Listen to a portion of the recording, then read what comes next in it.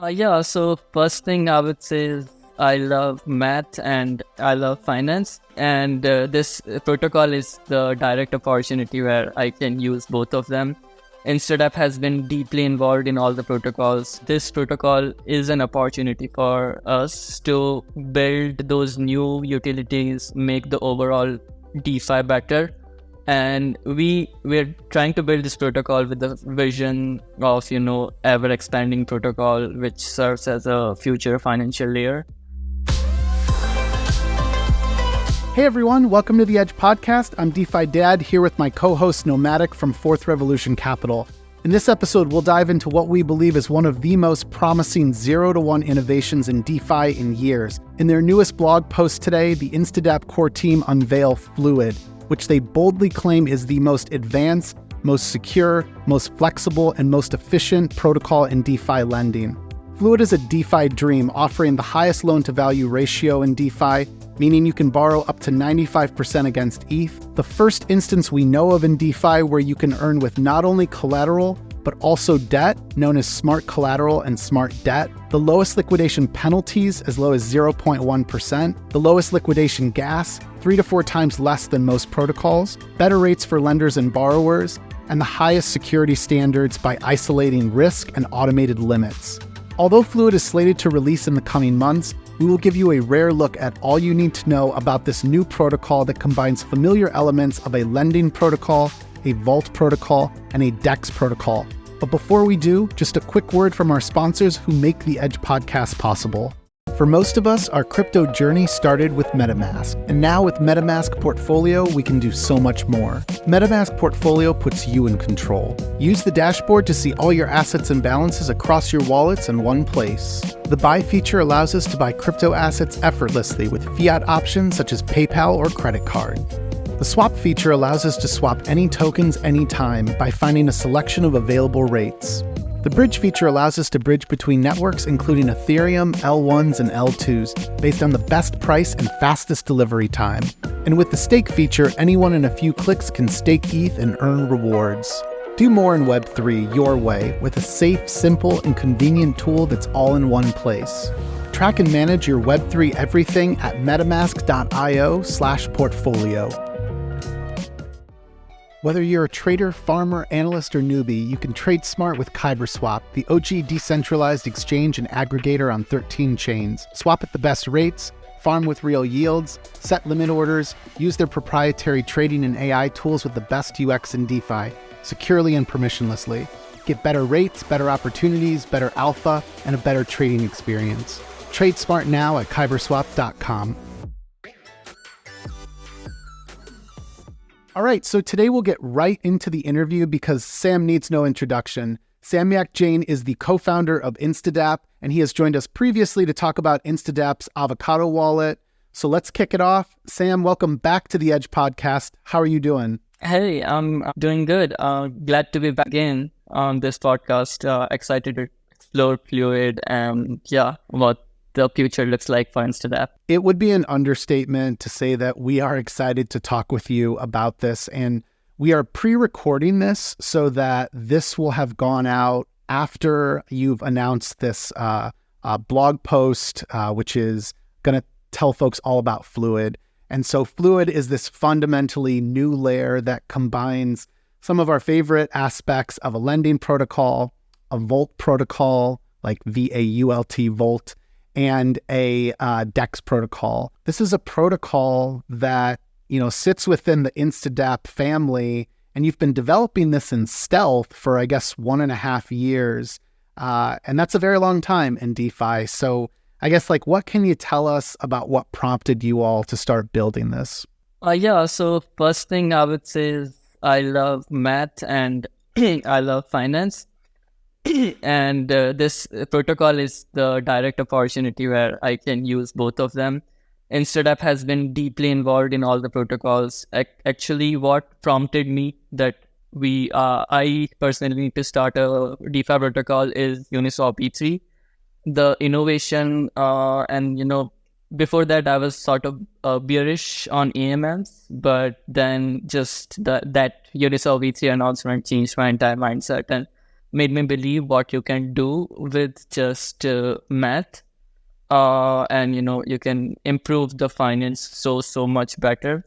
And it's not been possible in traditional finance, because even if you're good at math or finance, you still need a lot of regulatory approval to do anything in stock market or in any of the financial market, or you need to be really old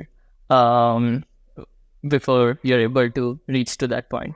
So yeah, I mean, that was the main point. And I being a super heavy user of DeFi, we have posted a lot of strategies throughout the time. We have done a lot of innovations. Some of the innovations we were not able to do it, but we still propose the ideas of it.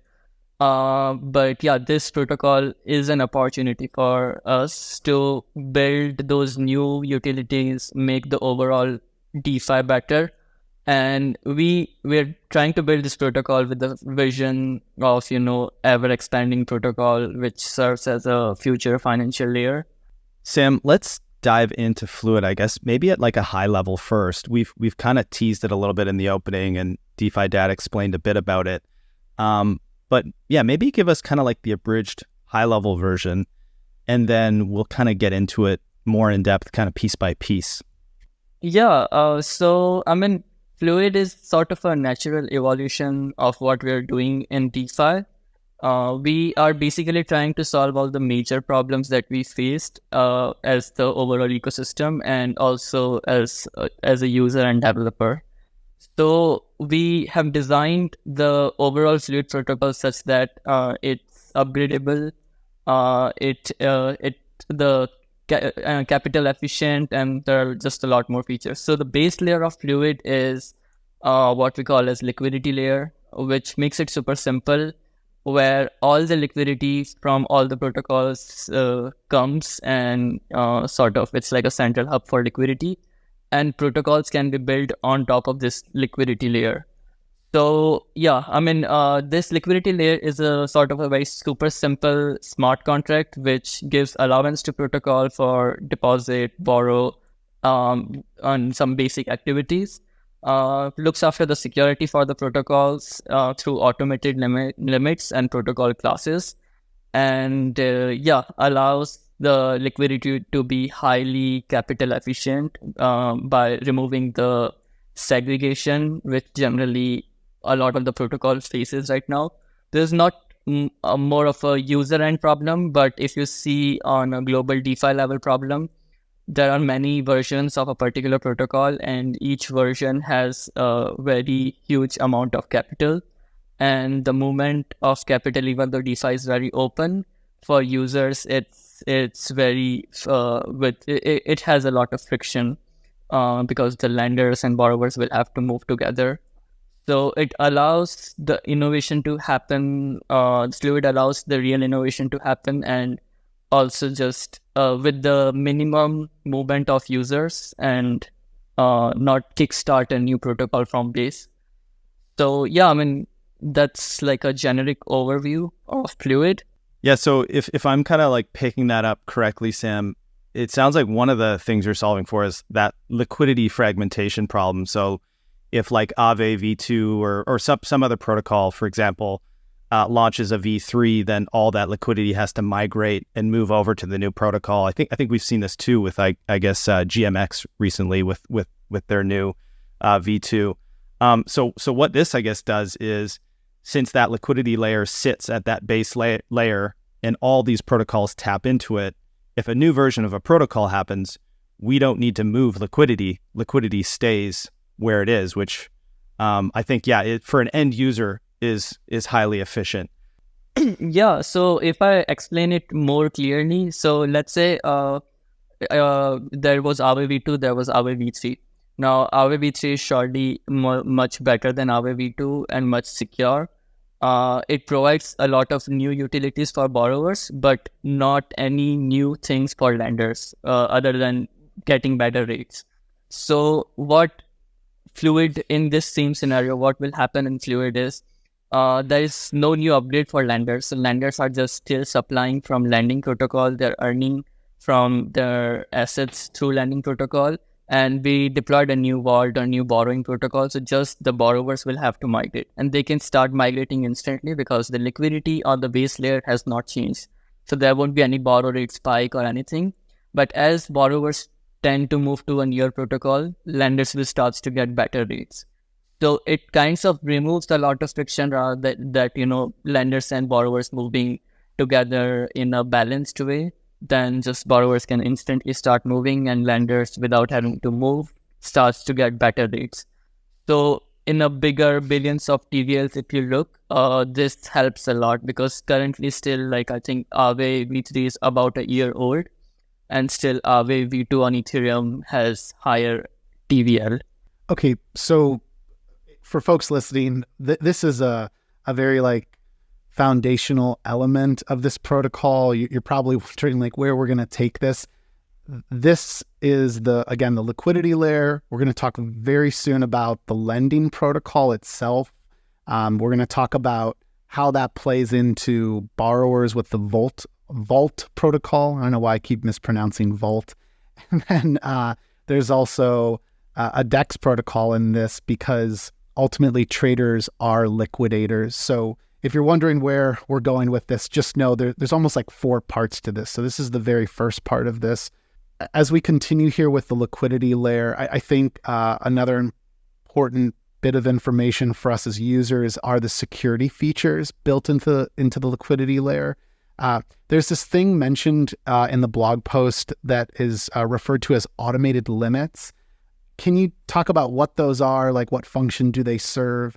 And then maybe how do those compare with what we know as like the debt ceiling with Maker, or what we call isolation mode in Aave v3? Yeah, so liquidity layer has a huge focus on simplicity and security, because that's the place where all the assets remains, and making sure it's doesn't matter the protocols built on top of it can be as complex as possible, but liquidity layer will make sure that those assets are secure, because it's because due to simplicity and security restrictions.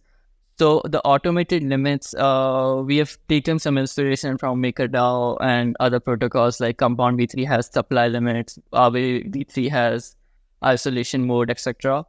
So how we have designed it is to keep it as frictionless. We have designed automated limits which restricts the borrowing and withdrawals. So for a particular protocol, we can set like the borrowing limits are 10% for in 24 hours. So as the borrowing limit starts to reach, it starts to go to a higher point with a specific rate. So it's like 10% in 24 hours. So basically 0.5% something per hour. So the organic users can still able to borrow seamlessly, and the ceiling will keep on going up. But if any whale movement or any kind of risky thing happens, the protocol will restrict it. Either it's on borrowing side or on the withdrawal side. Withdrawal can also be set accordingly, like 10% or 20% withdrawals in 24 hours. So, not all the users will be, so what happens, like we've seen in the Euler hack, in just a single transaction, 200 million wiped. No one was expecting that, and it's just it was a huge drama, and it has happened a lot of times with different protocols. But in this case, even if by mistake those kind of things come into play through new protocols or anything, the limit will be like 10% of whatever that protocol has supplied. So in case of Euler scenario, it would have been just 20 million rather than 200 million. So it just allows users to be a lot safe. And currently, I don't see any protocol has those limits, although I expect them as we go in future to add more and more things. One more thing that we have added on the security side is protocol class. So the protocol class there are 2 classes, 0, 1. The protocol class 0 is basically the guardian can pause the protocol at any time. All the new protocols added to the liquidity layer will be added as 0 class, and after the time, let's say 6 months or 1 year, and the protocol has proven itself, then the protocol will be migrated to class 1.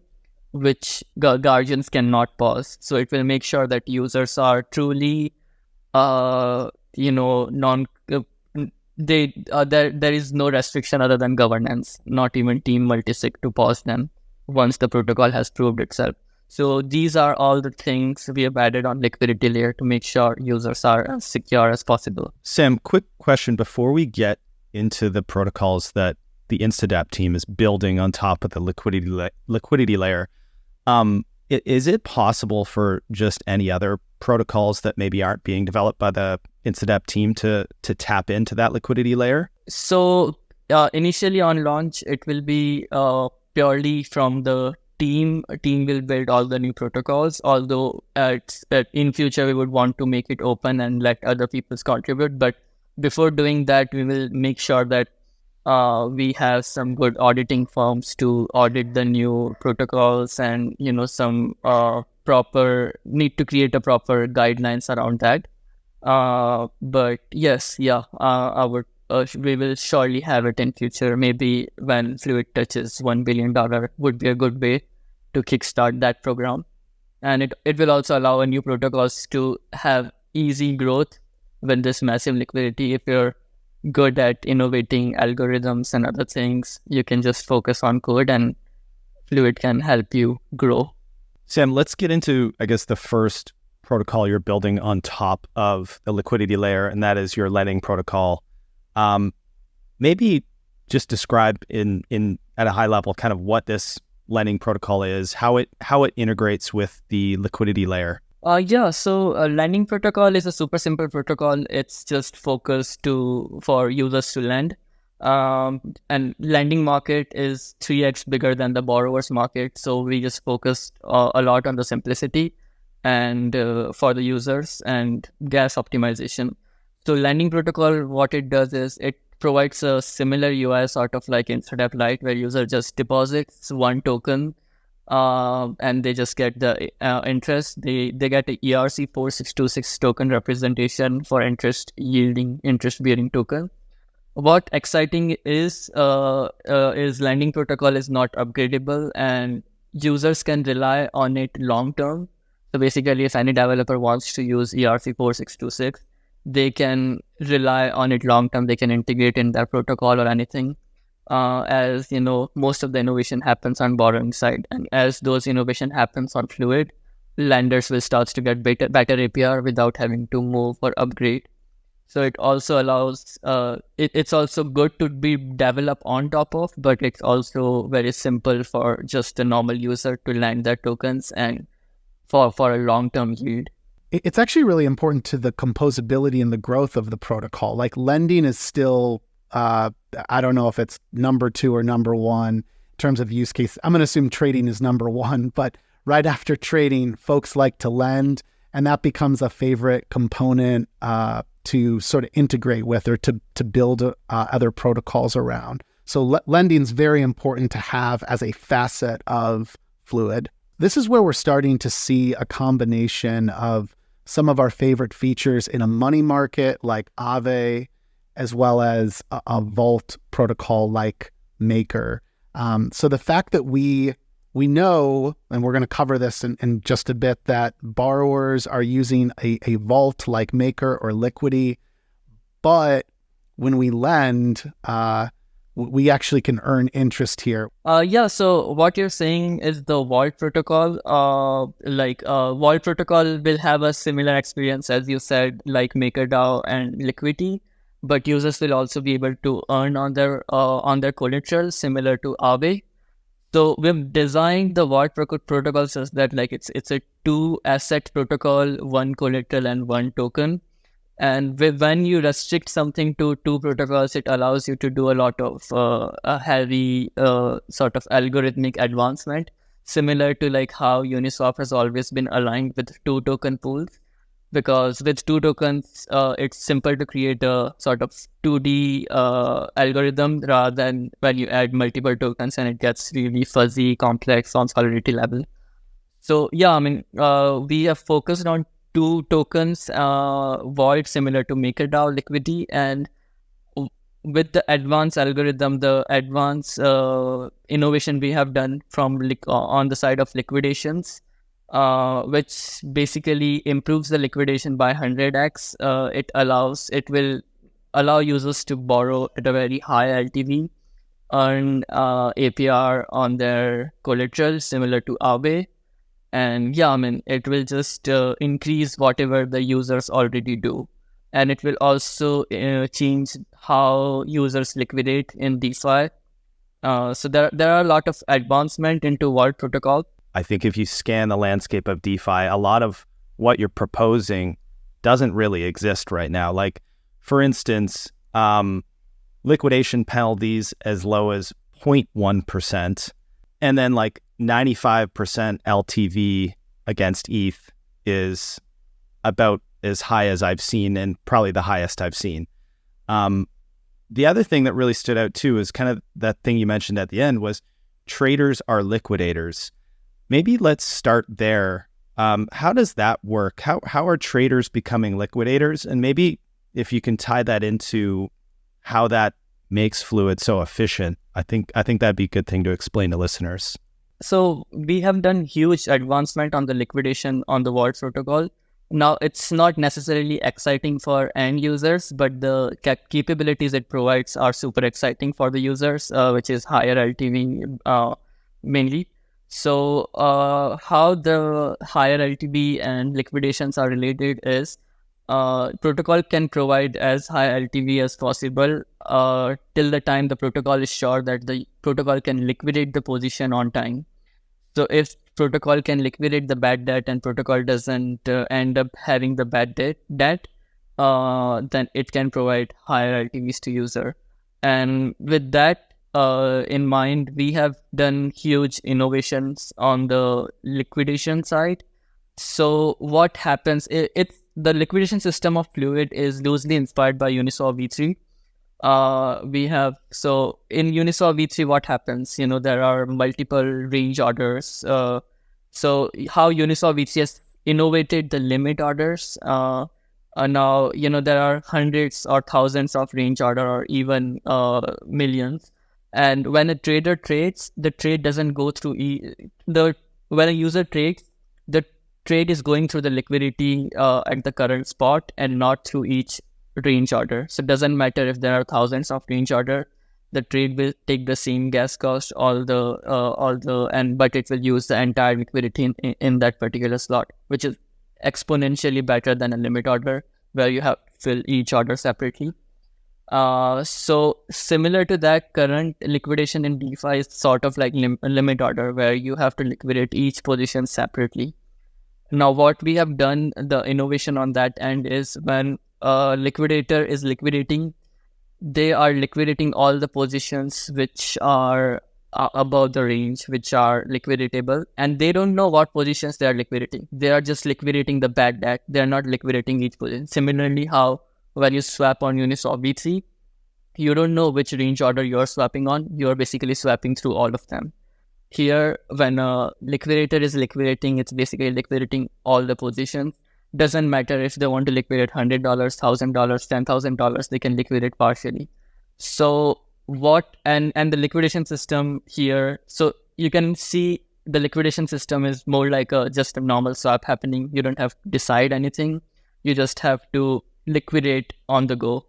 So what happens is the liquidation gas price is more or less similar to a Uniswap swap, and DEX aggregator can integrate this liquidation system similar to adding anything like Uniswap pool or Curve pool or anything. The integration of liquidation system is super simple. So now you as a trader, let's say you're trading 1000 USDC for ETH. If there is any liquidation available on Vault, it will route through there because it will just provide better price. Because you're getting, rather than paying 0.05%, let's say trading fees, you are getting 0.1% trading fees. So you're ending up getting more through the liquidation, and it's just happening real time. Traders don't even have to know. DEX aggregator will just route the trade. So it makes everything super simple on liquidator end as well. Anyone can literally build their own liquidation system as well, like even a newbie. Sam, okay, quick question about how the DEX aggregators tie into the liquidation side of Fluid. When I was reading that in the blog, I was like, okay, maybe this is my ignorance. Like maybe there's other teams doing this already, or maybe not. Like to me, that seems like a completely new and novel approach. Is that totally new in DeFi? Like, is there any other teams that you know of kind of tying in the liquidation side of things to like a DEX aggregator? Yeah, so if you've seen, 1inch has integrated the Curve USD AMM pool into their as a liquidity source. So if there is any liquidation available, then it goes through that Curve USD pool. So similar to that, like, integration of the liquidation system is like integrating any other DEX protocol. Like, for 1inch, integrating the vault liquidation system will be equal work as integrating Uniswap pool or any other AMM pool. So, so basically, they don't have to track anything. They don't have to do anything. They just have to see which sort of, for them, it's like a DEX. It's not like, there is some liquidation going on or anything. It's just a simple DEX providing liquidity of one-sided swaps. So for DEX aggregator, they'll just see which DEX is providing better price. And if Vault has some liquidation, it will provide better price, and DEX aggregator can just simply route the trade through it. So no one has to know, and it will just happen smoothly. DEX aggregator will be able to provide better price to the users, and it will help Vault protocol to be a lot liquidate a liquidable position on time, and overall, reduce the liquidation pressure on the overall community as well. This will work well with tokens which are very actively traded, so specifically stablecoins and ETH. But as we go forward, more tokens can come into this category. Yeah, this is one of those like examples of composability creating one of those win-win scenarios that I really feel like only DeFi can serve up. Yeah, and also like this is not possible currently in any of the other protocol, because even if, let's say, 1inch integrates the Aave liquidation, they still have to track each and every positions which goes above the threshold, which is not feasible for a DEX aggregator to keep a track of these many positions which are near to liquidation. And involved, they don't have to do any of that. They just need to do a simple smart contract call, just like any other DEXs. We've covered the fact that we have this aggregate liquidity layer, which is, I want to say it's simply solving for some of the major issues we run into with like moving from Aave v2 to like a v3. So we've got certain innovations there going on. Then we have the fact that we've combined the benefits of a lending protocol that we enjoy on something like Aave with a vault protocol for borrowing with something like Maker or Liquidity. And a lot of this then is benefiting from improvements to a liquidation mechanism, the liquidation resulting in a 0.1% penalty, ideally. I don't know if that's always true for every single liquidation, but the fact that it can get that low is amazing, because I think it's as high as like, is it like 13% on Maker or something like that on like Aave? I mean, it's high. It's double digits, right? Yeah, Aave I think has around 5%. Compound also has something around that. And also one more addition, one more thing that the liquidation system provides is it only liquidates user till the time the user reaches to the liquidation threshold. So not like you're on the liquidation, your 50% or 100% position will be gone. It will only liquidate. So if there is only need to liquidate 5% of your position, then it will only liquidate that much at that time. So, I mean, it helps user to only get liquidated which whatever is needed, and also to the overall ecosystem to not put a lot of liquidating pressure and create a huge cascading effect of liquidations. Yeah, this is the point I really wanted to hammer home. This is what stuck out to me, is that the way that liquidations work today in DeFi, and part of the volatility that we've seen in like the worst parts of like a bear market, is that we are essentially overselling or overcorrecting when we reach a point of needing to liquidate positions.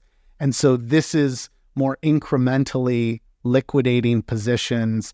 And so the result of this is, if this design, is ultimately adopted by more protocols, if this becomes more of like a standard, we would expect then less of this selling pressure that we see when liquidations start to get triggered in these like major sell-offs in the market. So it's a win-win for everyone. I'm not, trying to suggest that, the markets won't ever sell off in DeFi, but there is a lot to do with these liquidations that are triggered in mass when we have these drawdowns.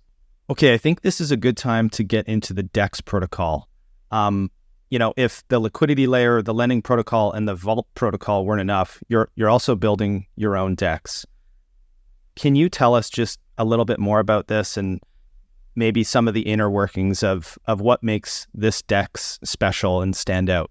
Yeah, so DEX protocol will, in general, the algorithm, there is nothing new. Will just be using x equals to k with some conditions of range orders and other things. And we hope to migrate it to Uniswap v4 as Uniswap v4 goes out to make it even more better. But what it will provide is the features of Smart Debt and Smart Collateral, through where the liquidity in the DEX will come into place.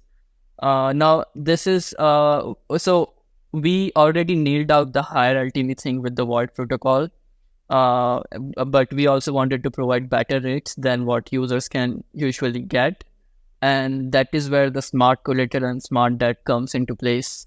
It allows you to earn more on your collateral, and it allows you to get some discount on your debt. And even so, if the trading volume is high, you can even end up be earning on your debt, which is kind of a cool thing. So yeah, I mean, this sounds very foreign for anyone new hearing, but for the end user, it will be super simple to use. Sam, can we walk through an example of how we might use Smart Debt? Like, let's pretend that I have deposited ETH into a vault. I am going to borrow USDC. I am opting for my debt to be Smart Debt, which means I'm willing to hold other stable coins, like something like Tether or DAI.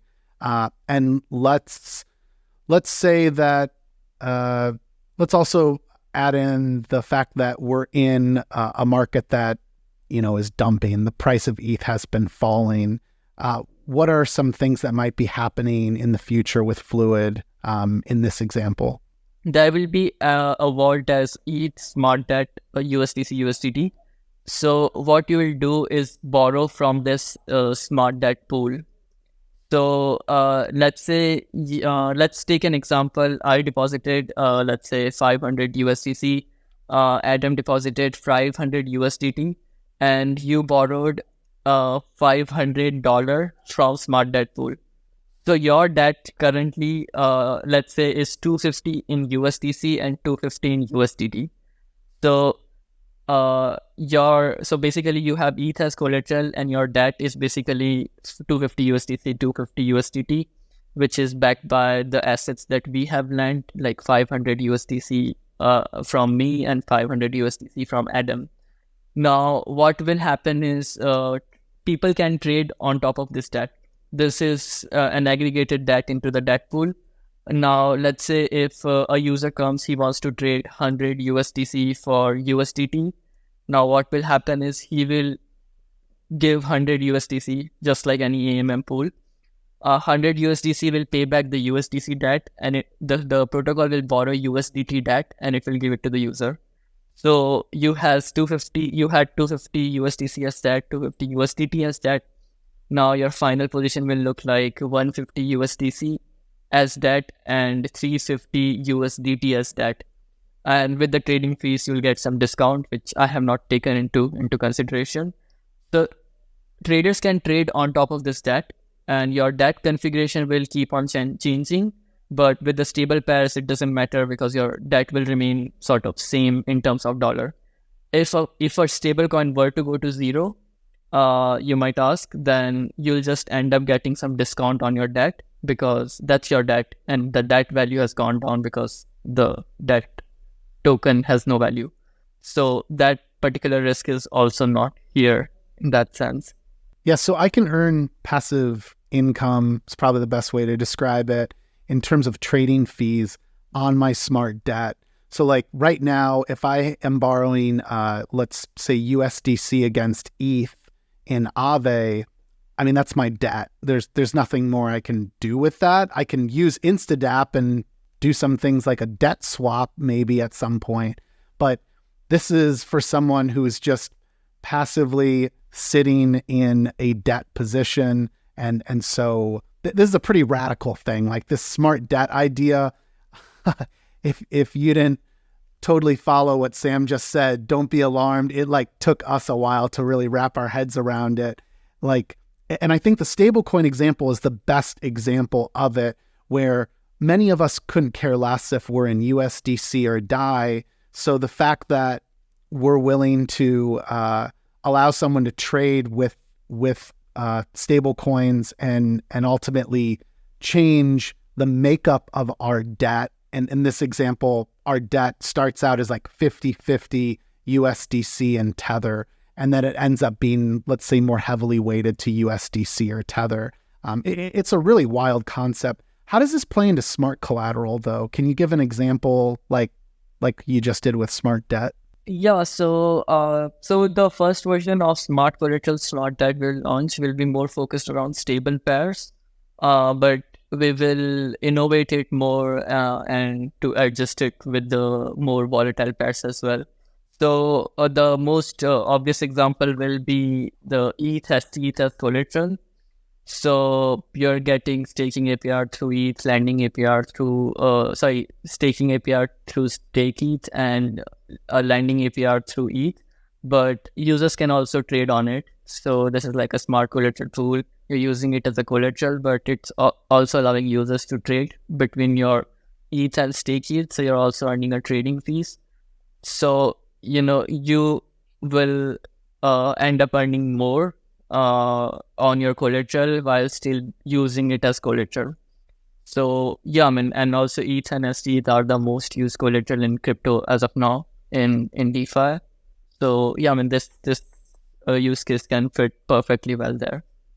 So it will just allow users to highly optimize their capital. Now, if some user uses smart collateral and smart debt together with ETH, ST, and USDC, USDT, then they might end up earning from their positions rather than paying any interest. Hey, Sam, maybe could you kind of give us examples of where all the DEX liquidity comes from? Like, I guess I'm assuming some of this comes from the lending protocol, some of this comes from maybe the vault, or maybe just kind of let us know where that liquidity comes from. I could be getting that wrong. Yeah, so for the DEX protocol, it's the debt as liquidity. So let's say has borrowed the $500, 250 USDC, 250 USDT. And he just used it and spent it somewhere else. Now he just has a debt that he needs to pay back. Now that debt is basically the liquidity. Now, what traders are doing, so the liquidity comes from the liquidity layer, and liquidity layer can get liquidity from many different points. It can be lending protocol, vault protocol, or any new protocol that comes in future. So basically now traders are trading on top of that debt. So it's just changing the configuration of the debt, changing it to 200 USDC, 300 USDT, or 100 USDT, 400 USDC, earning fees through it, which is like a discount on debt. So with every trade, debt will go down because of the fees. So over time it will go down, and that's how the trading will happen on top of it. Actually, Sam, I want to do one more example, because now that I think we've covered the four like major components that we called out here in the protocol, or in like the overarching fluid protocol, Can we go back to an example of the market is in free fall? We have folks that have deposited ETH and they're borrowing, let's say, stable coins. And so we're reaching a point where some of these positions are going to need to be partially liquidated.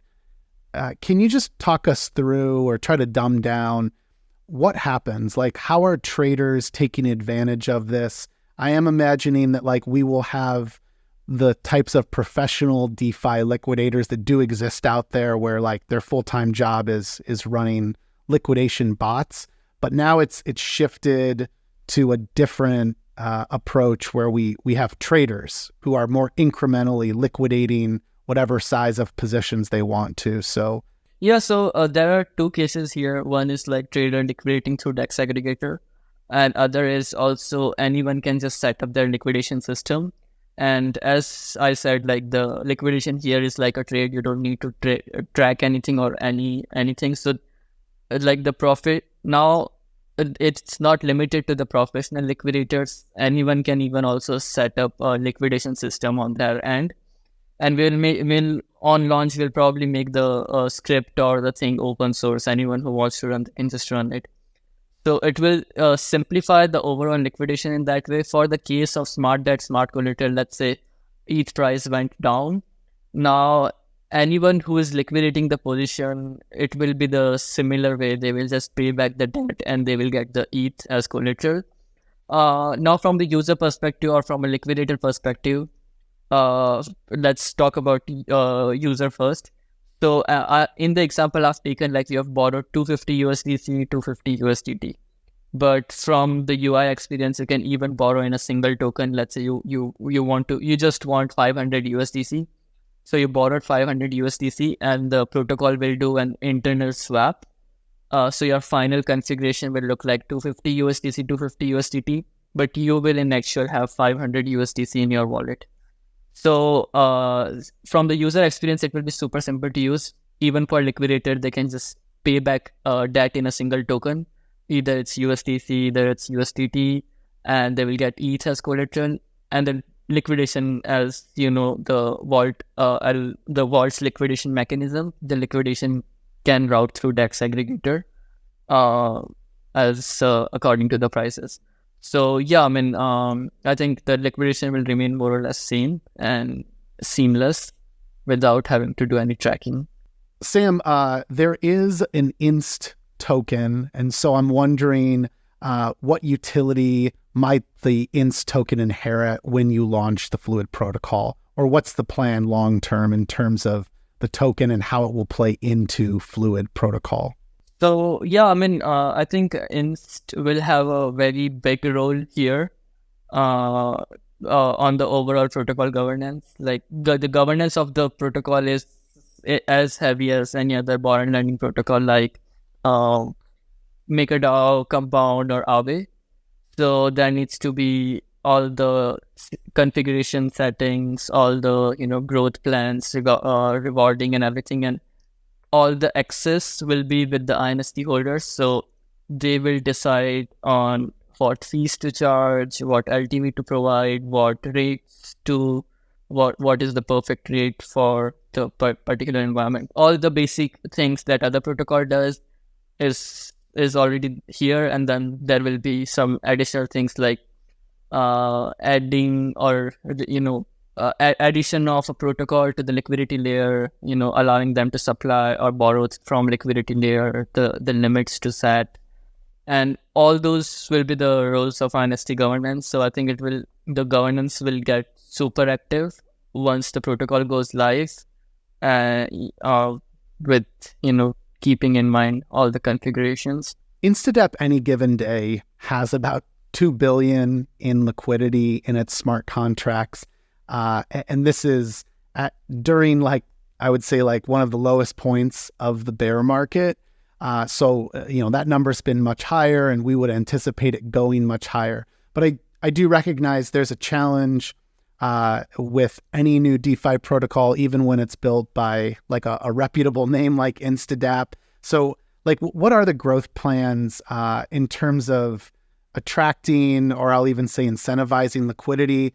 Like the benefits that we've called out here, like the 95% LTV for borrowers, the 0.1% liquidation penalty, these are compelling enough for me that I jumped out of my seat when I first learned about that, and I'm reading that in the blog post, because those are features that for any of us who are already borrowing in DeFi, like we're going to seek out that higher LTV and lower liquidation penalty.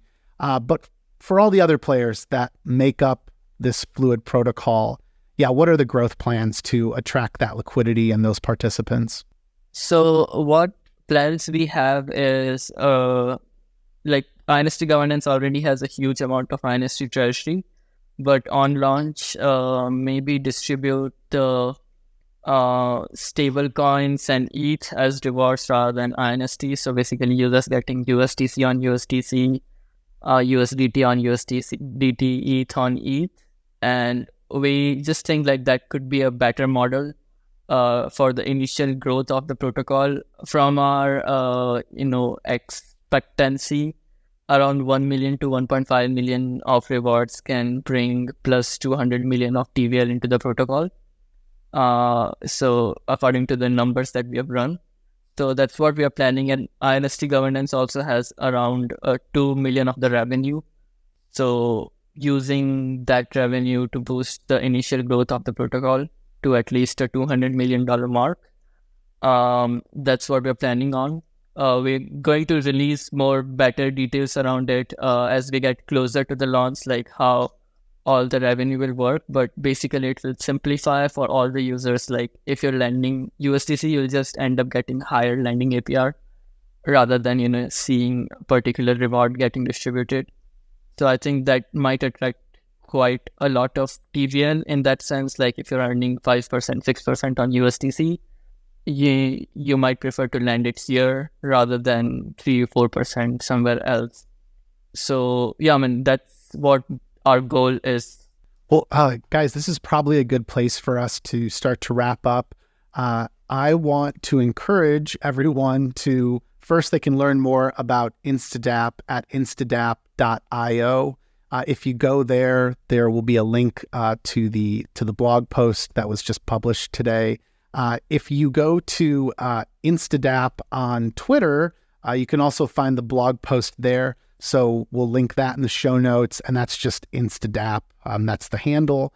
I also want to encourage folks to learn about the Avocado wallet, which is there's a suite of products there that we've discussed previously on the Edge podcast, and you can go back and watch that episode with Sam talking about the Avocado wallet and the Avocado multi-sig wallet. Sam, I'm going to give you the last word then. The final question I wanted to make sure that we have answered here is, what are the key dates for Fluid that we can look forward to in terms of when it will launch, or when you'll be done with security audits and reviews and all of that good stuff? Yeah, so we expect to be done with the security audits by November end. That is when we plan to make the code base public for open audits. We tentative timelines are we're planning to deploy the main protocol on mainnet around mid-December, but it won't be public yet. After that, either through governance treasury or from Teams Fund, we are planning to put $500,000 into the protocol and just do an open hacking competition. Anyone who is able to hack can take all the money, and then launch the main protocol around mid-January. So we want to focus super highly security before it by a proper audit through auditing firms, do an open audit, and then just an open competition sort of. If anyone can hack, they can take the money. And then launch the protocol, but after making sure that it's extremely safe and secure. So that are the timelines for user. They can start using it probably by mid-January. That's awesome. So for folks that want to learn about Fluid, check out the blog post that's linked in the show notes. That's the best place to get even more detail than I think what we covered here. And Sam, just thanks again for joining us.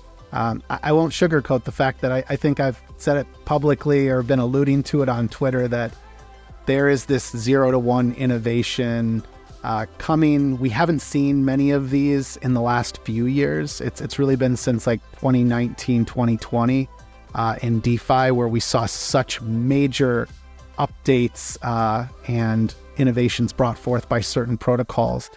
This is it. This is, for me, I think, one of the most important developments. And I think 2024 will be a year of proving that DeFi can scale, thankfully, because of protocols like Fluid. So anyways, congrats on all the progress. And just, again, always a privilege for us to get to talk with you. Yeah, thanks a lot. And really enjoyed the overall discussion. Thanks everyone for tuning in. If you're a talented founder or developer, please consider reaching out to our team at fourthrevolution.capital. And for future episodes of the Edge podcast, please check out our link tree at edge_pod.